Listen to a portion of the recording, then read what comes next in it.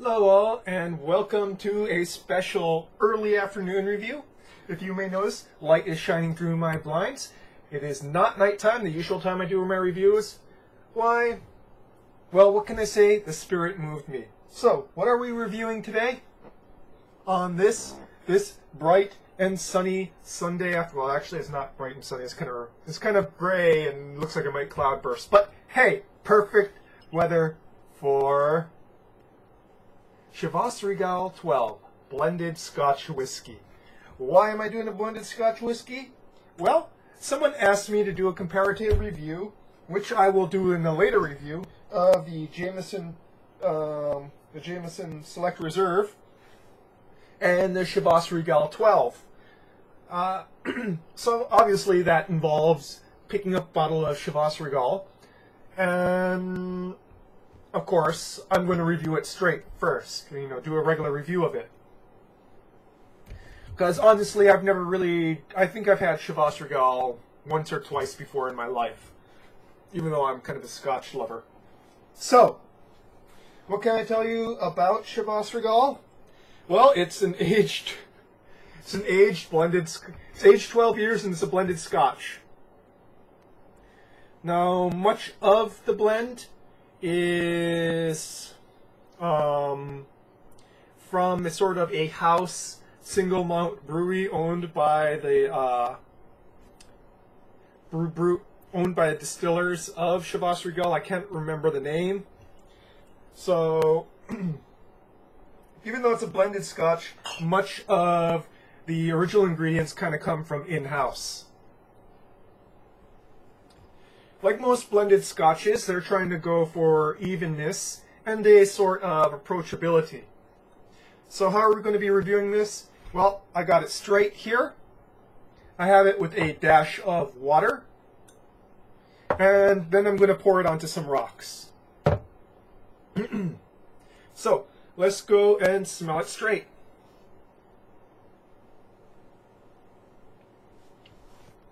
Very sweet smelling, very honeyed.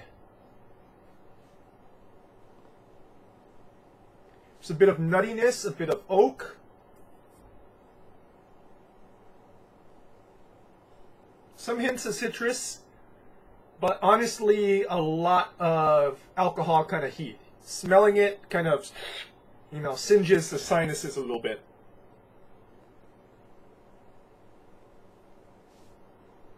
There's a bit of peat in there, not all that much to the smell. Generally, primary notes are of honeyed sweetness and of sort of boozy alcohol heat. That said, it doesn't smell solvent-like or cheap. It just smells a little hot. So that's where we can go with that one. Now here, we have it watered down with a dash of water, and as you can see, it's not as much as in the other one. Very different smell. Much of that sort of alcohol heat is gone. Still smells very sweet, but the nuttiness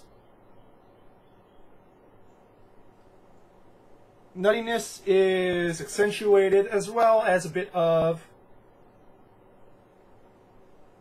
oak and vanilla. All in all, a much more pleasant smelling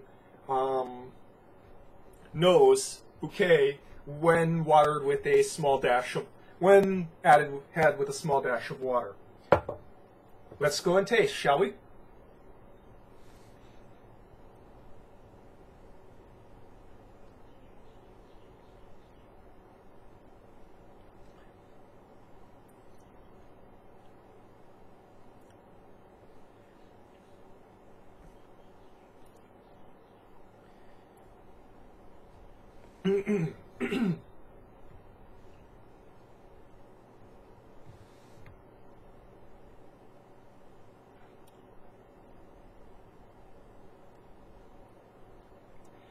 Finish is kind of dominated by heat, honestly. It's quite a bit of warmth on the tongue and warmth up into the nose. There's other things there, but I really need to kind of say that this is a bit on the warm side.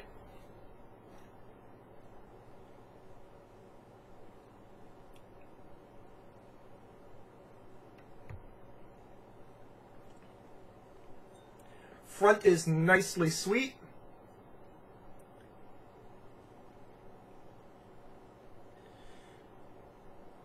This sort of honeyed, candied sweet. Sort of wood arises in the mid palate.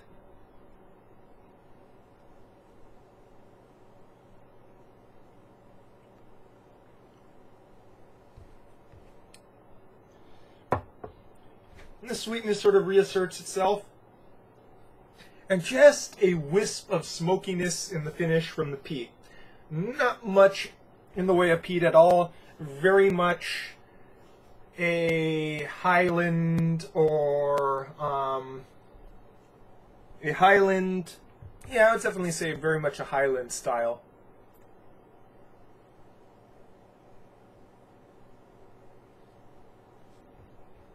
Not a peat monster, very sweet. Not much complexity, but still, I would have to say, pleasant to drink. No real off notes going on there. I'm going to clear the palate using a little bit of the melted ice before going to the watered version.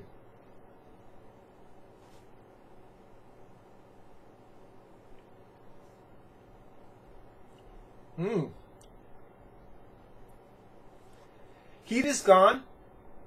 Unfortunately, much of the front seems to kind of have been watered down a little bit. You're not getting much of that intense honey candied sweetness in the front anymore.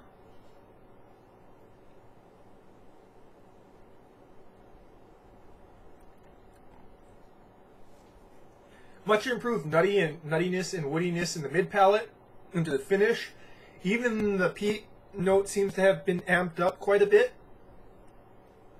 Again, not overly complex, but with a dash of water, I would have to say a lot more pleasant.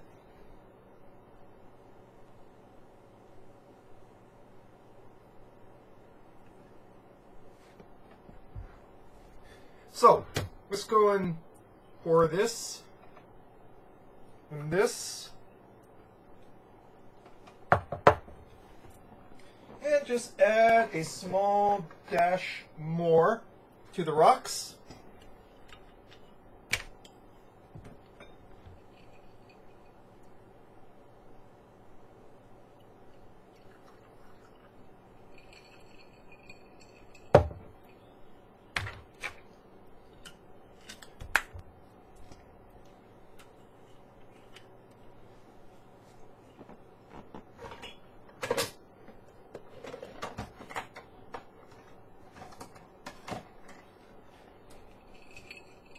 Oopsie.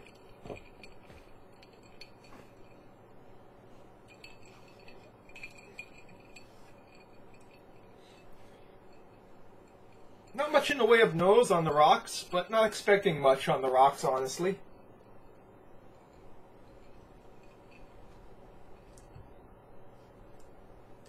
The sweetness seems to be a lot stronger, ironically, compared to the one with just a dash of water.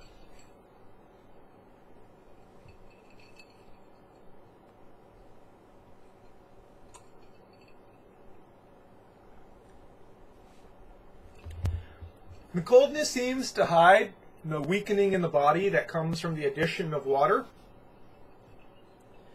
I don't know why it tastes sweeter than with a dash of water. The nuttiness is kind of gone. There's still the woodiness there.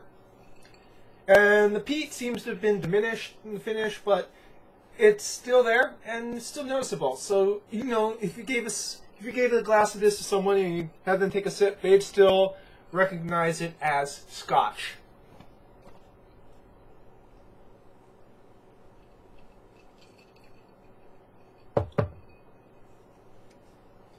Honestly, this is very pleasant on the rocks. You know, it has a nice sweetness, followed by a sort of that aged woodiness, followed by a light peatiness. You know you're drinking Scotch, it's not complex, it's Not going to blow you away, but if you're in the mood for Scotch, this will give you Scotch without any real off notes, except perhaps if you're drinking it neat.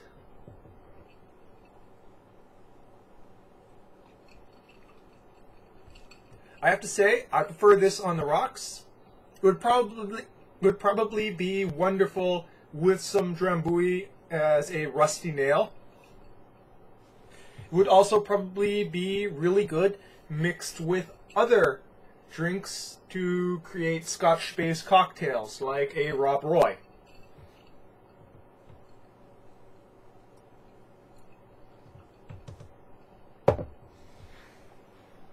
So,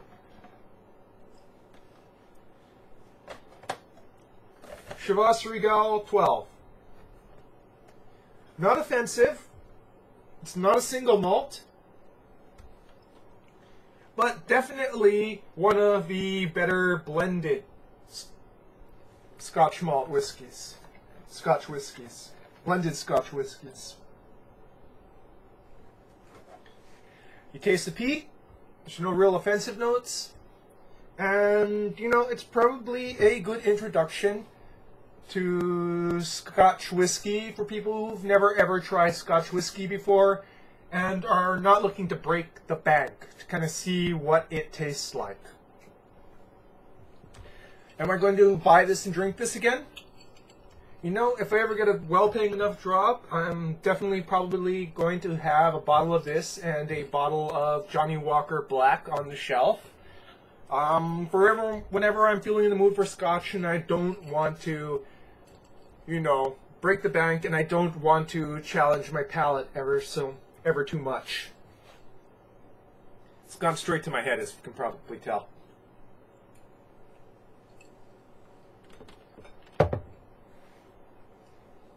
So, Chivas Regal 12. Give it a shot. It's not bad. It's not awesome. It is what it is.